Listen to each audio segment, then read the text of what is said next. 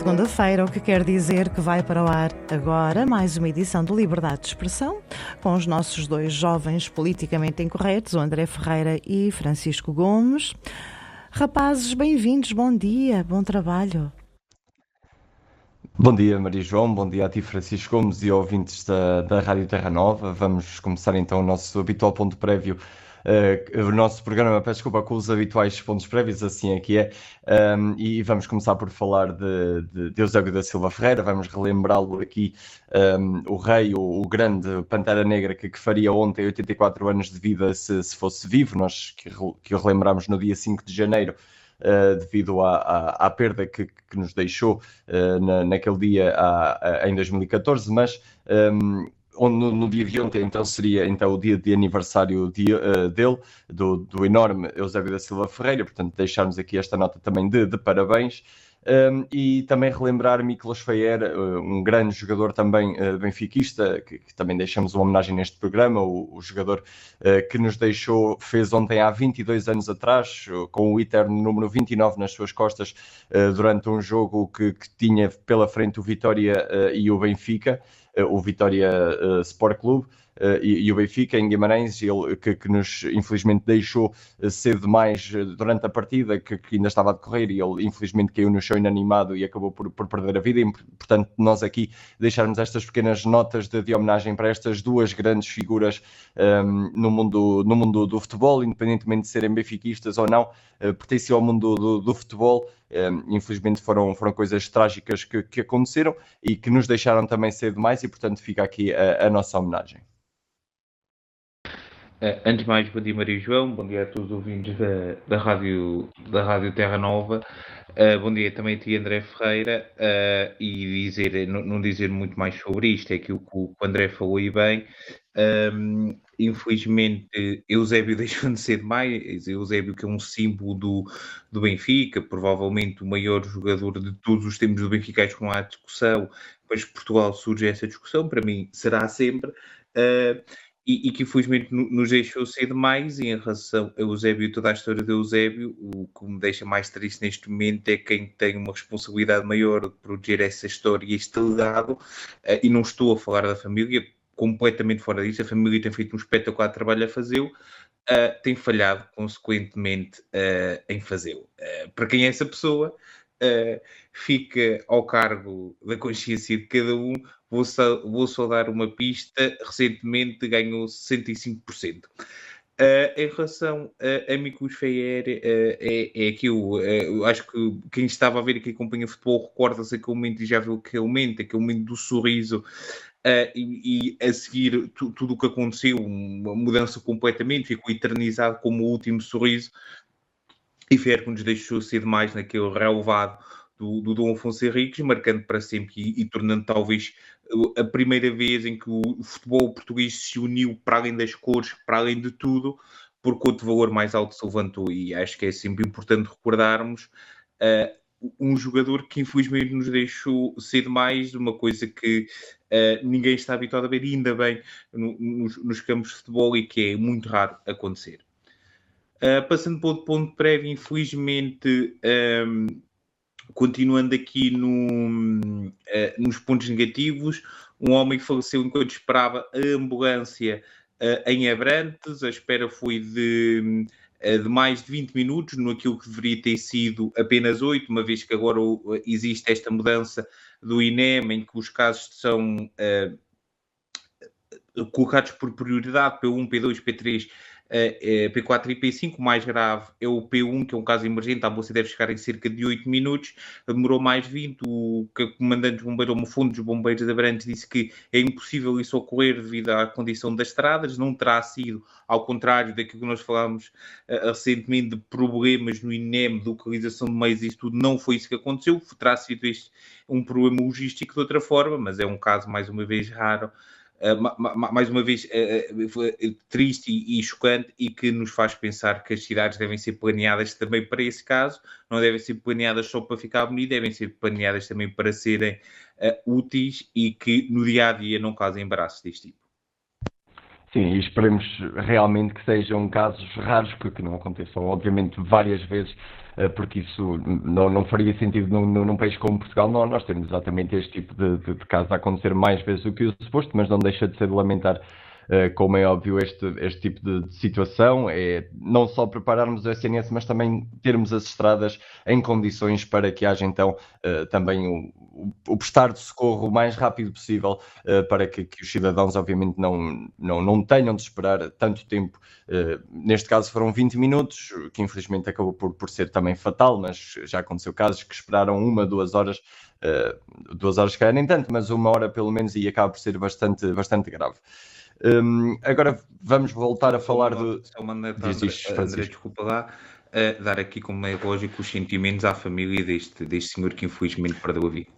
Sim, sim, a nota de pesar a este senhor, à família deste senhor, neste caso, que perdeu a vida.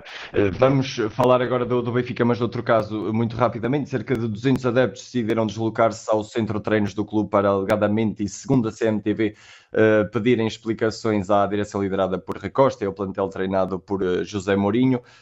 Segundo o mesmo canal, os apoiantes benfiquistas tinham bloqueado numa primeira fase a porta de entrada do Benfica Campos. Mais tarde, já com o reforço policial no local, apenas 4 adeptos terão sido alegadamente autorizados a entrar no Benfica Campos, e as autoridades acabaram por autorizar posteriormente a entrada de todos os presentes. Eu, quando me deparei com esta notícia inicialmente, eu até pensei que tinha acontecido o mesmo que tinha acontecido em Alcochete há uns anos atrás, quando um grupo de adeptos decidiu também invadir o centro de treinos do Sporting, e que acabou por, infelizmente, vandalizar algumas das coisas e até acabou por agredir alguns dos jogadores. Neste caso, os adeptos do Benfica fizeram um protesto um bocadinho mais silencioso à porta. No entanto, acho que a entrada no Benfica Campos não deveria ter acontecido sim a conversa, mas as pessoas que supostamente deveriam ter falado, que neste caso teria sido o presidente e o treinador e o capitão, por suas pessoas, Rui Costa, José Mourinho e Otamendi, deveriam ter ido falar ao portão com estas pessoas para tentar ver realmente o que se poderia fazer no discurso para melhorar o trabalho do Benfica. No entanto, a entrada dos adeptos todos para dentro do Benfica Campos, do centro de estágios, acaba por ser demasiado, e acho que não era necessário ter havido este alarido todo dentro do centro de treinos, porque depois também acaba por prejudicar um bocadinho ali a mente dos jogadores, dos próprios jogadores, apesar de que no dia de ontem eles acabaram por ir a jogo e acabaram por vencer, mas tirando isso, acaba por não ser necessário essa entrada. Acho que sim, que deveria ter havido uma conversa com o Rui Costa. Ele não estava presente no centro de estágios, mas poderia ter lá e ter, não é assim uma viagem muito longa, muito grande. Mas não tendo dado a cara, acaba por ser o único ponto negativo desta situação. No final das contas, acabou por correr tudo bem, não houve nenhuma agressão, por assim dizer, a jogadores ou ao staff do Clube da Luz. No entanto, acho que foi demasiado, e os adeptos não deveriam ter entrado, por assim dizer, para dentro do centro de estágios. A conversa, apesar de ter sido pacífica, o entrar a mim é o que me transtorna, o que me choca, mas de resto, se tudo correu pelo melhor, e se o Benfica daqui para a frente vai melhorar ou não, isso já são conversas para outros programas, mas felizmente correu tudo pelo melhor. Eu aqui vou mais longe que o André. Eu acho que nem sequer o treinador ou o capitão de equipa ou o presidente deviam ter falado com os adeptos. Existe uma Assembleia Geral para o presidente falar com os adeptos. Os adeptos, se queriam justificações e se queriam mudança, deviam ter votado noutro candidato, tanto no dia 25 de outubro como no dia 8 de novembro. Não quer dizer que não se possam manifestar, podem-se manifestar, mas eu acho que a partir deste momento existem as instâncias responsáveis para haver a tal conversa entre o presidente, o diretor, ou seja lá quem for, e os elementos, e os adeptos, e os sócios do Benfica. Uma coisa também é certa, eu acho que é um precedente tremendamente perigoso permitir que entrem pessoas, porque senão daqui a pouco, sempre que os jogos estiverem a correr mal, ou que uma equipa estiver em baixo step, isto vai acontecer. É absolutamente inadmissível, inaceitável que isto aconteça. Mais uma vez, acho que aquilo que devia ter acontecido ficam à porta. pronto, ficam à porta. E isto aqui é uma questão que é muito importante. Aquele sítio é o sítio onde aquelas pessoas estão a trabalhar, bem ou mal estão a trabalhar. Felizmente, nos nossos trabalhos, entre uma pessoa, um sítio, podemos ter um trabalho ao público, mas à partida existe uma parte fechada ao público, então há pessoas a manifestarem-se e a queixarem-se. É normal que isso não possa acontecer. Ahm, e só uma nota aqui em relação ao André, em relação àquilo que disse que não é muito longe a viagem até ao Seixal, não te esqueças, André, eu posso estar ainda à procura se a casa número 1 do Benfica está aberta ou não, ou se calhar está-se a lembrar se o Seixal ainda está aberto ou não. Sabemos que Rui Costa ultimamente tem tido problemas problemas de direção. Tem tido esses problemas de percepção. E aqui, muito rapidamente, temos que falar dela, dar os parabéns a Kika Nazaré e ao Barcelona pela conquista da Supertaça. Já é o 16º troféu da jogadora portuguesa na carreira. O Barcelona que bateu na final o Real Madrid por 2-0. A Kika não jogou porque foi expulsa no jogo anterior, por uma razão que, sinceramente, neste momento só a VAR e a árbitro principal percebe o porquê, porque foi um lance absolutamente normal de futebol, só houve expulsões assim em todos os jogos. Uma coisa é certa, os jogos de futebol vão ser mais curtinhos, enfim, mas dar aqui os parabéns a Kika, e tudo aquilo que ela conquistou e tudo aquilo também que ela significa. E mais uma vez, após não ter estado em campo, mas a importância vai além e é claramente. Nos festejos viu-se a cumplicidade que ela tinha com as jogadoras. Houve, inclusive, alguém do Barcelona que disse que a Kika pode não estar a jogar, mas continua a ser muito importante para o grupo. Ou seja, vai muito além daquilo que é o futebol, vai muito para além daquilo que é o jogo jogado, a provar que temos aqui uma atleta do futuro. Seria bom que houvesse um certo senhor que costuma treiná-la na seleção que percebesse a importância central que ela tem no equipa. Sim, viu-se na altura que ela esteve lesionada a importância também que ela tinha mesmo no plantel e no 11 mesmo quando não jogava, mas no final das contas, obviamente, dar os parabéns a Francisca Nazaré. Nós somos fanboys e somos, por isso vamos trazer aqui os parabéns, não, mas é uma jogadora que de facto merece e portanto os parabéns a Francisca Nazaré e ao Barcelona, neste caso, por ter conquistado então a taça. E agora vamos passar aos temas e vamos falar mais uma vez do que se está a passar nos Estados Unidos com o Wise.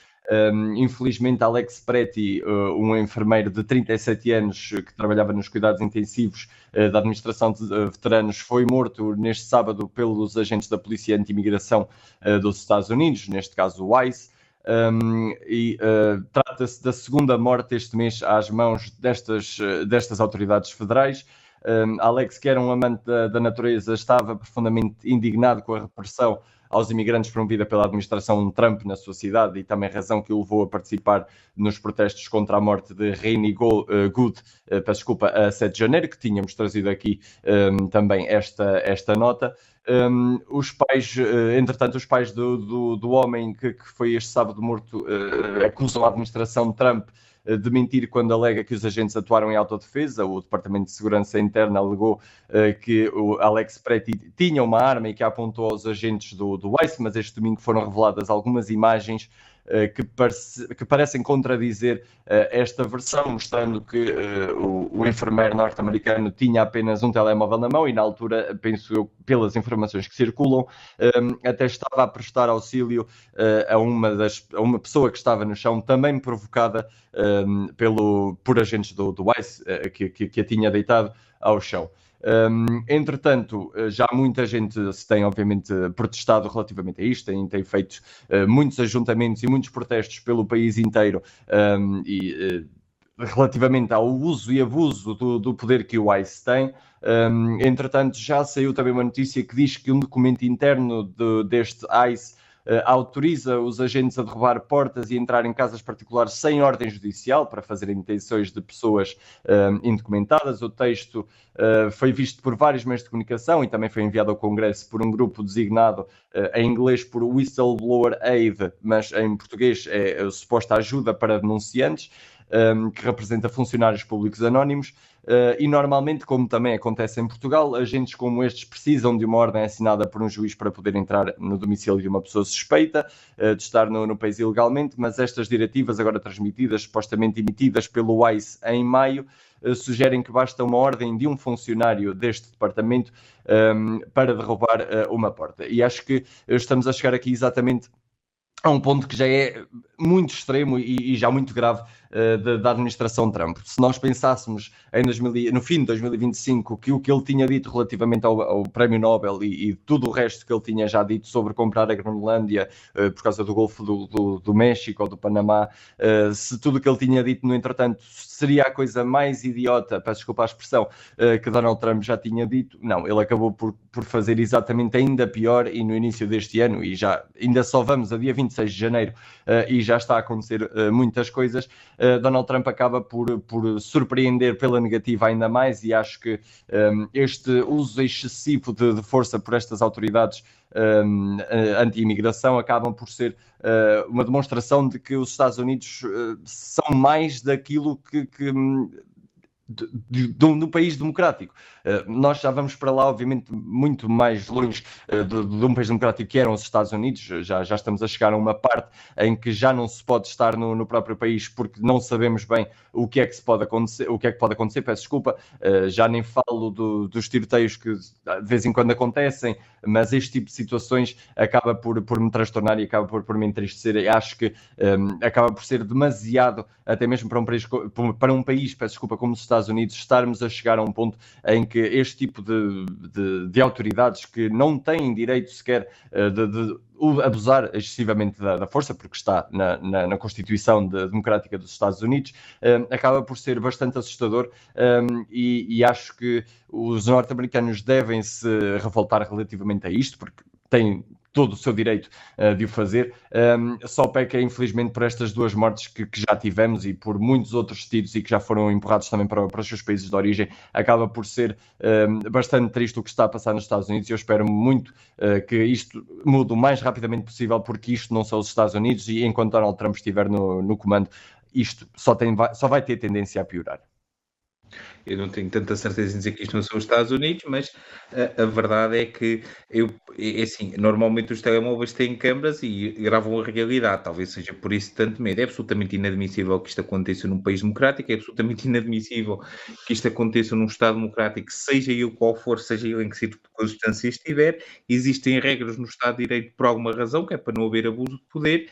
Isto aqui tem feito soar a algo que aconteceu durante o século passado, em diversos casos, em diversos momentos, porque, enfim, andarmos a perseguir uma pessoa apenas porque ela nasceu noutro país, sabemos muito bem, há aquele caso também da criança que foi presa, enfim, absolutamente inadmissível que isto aconteça. São imagens chocantes quando chegam dos Estados Unidos da América, e são imagens diárias, é diário. O André disse a 26 de janeiro, já vamos assim, fora de tudo o que aconteceu. Fora também, lembramos que o Donald Trump não ganhou o Prémio Nobel da Paz, mas ganhou o Prémio da Paz da FIFA. É importante dizermos isto, porque... Mas se calhar alguma razão será para não ter ganho. Sim, alguma razão será, porque a única instituição que lhe dá a paz, que lhe deu o Prémio da Paz, foi a FIFA, uma instituição em que o seu presidente teve aquele discurso em relação ao Qatar, a dizer que sentia muitas coisas diferentes ao mesmo tempo, num momento muito constrangedor, mas Infantino também tem essa capacidade de fazer momentos constrangedores uns a seguir aos outros e cada vez mais, e é absolutamente inadmissível. Vamos ver o que é que aguarda ao futuro da democracia americana. Não me parece ser muito risonho. Vão ser uns próximos anos muito, muito tensos nos Estados Unidos e no mundo. Não nos esquecemos de Luís Montenegro, Sr. Primeiro-Ministro, não se chateie, já vamos falar daquilo que você fez para a semana. É tudo por esta semana. Para a semana cá estaremos para fazer muito mais amigos. Até para a semana.